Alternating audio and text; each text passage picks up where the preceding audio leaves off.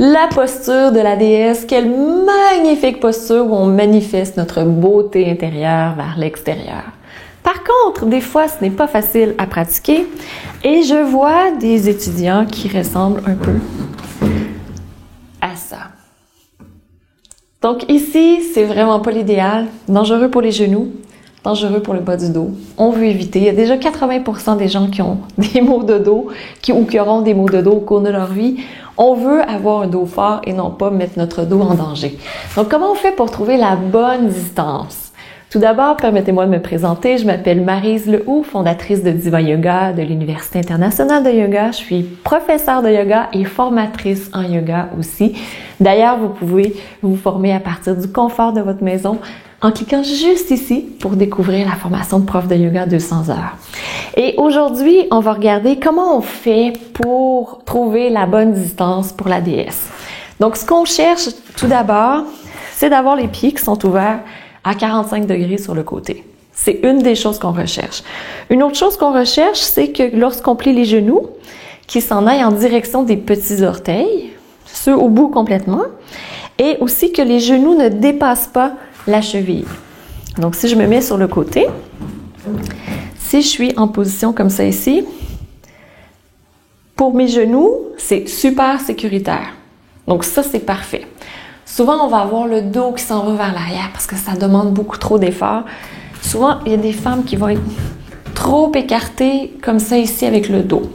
Donc, on est mieux d'avoir les jambes moins écartées et on conserve nos courbes naturelles de la colonne vertébrale. Je vous en ai parlé tellement souvent, je pense que vous savez c'est quoi maintenant. Donc, on conserve les courbes naturelles de la colonne vertébrale. On ramène le pubis vers le nombril, surtout si on a tendance à avoir une courbe, une hyperlordose, donc qu'on est arqué vers l'arrière. Donc ici, pubis vers le nombril, c'est super important. Nos abdominaux vont nous permettre de bien maintenir le tout en place. Et lorsqu'on va plier les genoux, on va les amener, on garde le pubis vers le nombril et on amène les genoux en direction des petits orteils. Comme ça ici. Puis si j'avance vers l'avant, mais vous voyez, je suis un peu en déséquilibre. Donc je veux pouvoir rester stable dans ma déesse. L'écart des jambes n'est pas important. Que je sois ici, avec les genoux au-dessus de la cheville, mon bassin qui est ramené, mon dos qui est super droit, c'est parfait. Ou que je sois plus écartée, si j'ai plus de mobilité au niveau des hanches, c'est parfait aussi. Mais ça dépend vraiment de la mobilité. Donc, si vous n'en avez pas beaucoup, puis que dès que vous penchez vers l'avant, dès que vous pliez les genoux, vous avez les fesses qui s'en vont vers l'arrière. Effectivement, c'est comme si vous aviez des grippes. Ici, on s'agrippe et on descend moins bas, tout simplement.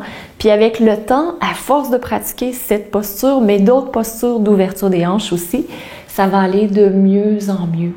Donc, je vous invite à respecter votre corps, c'est super important. Et dans une prochaine séance, bientôt, on aura justement la déesse qu'on va pratiquer. Donc, ça sera super utile pour lorsque vous allez pratiquer cette magnifique déesse intérieure qui se manifeste vers l'extérieur.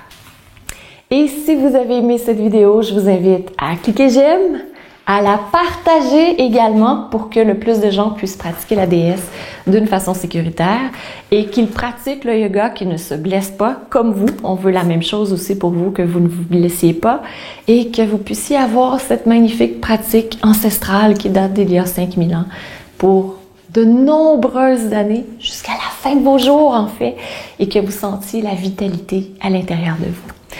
Je vous souhaite une superbe journée, je vous embrasse. Et je vous dis à demain. Namasté! Et c'est la fin de notre défi 365 jours. Préparez-vous!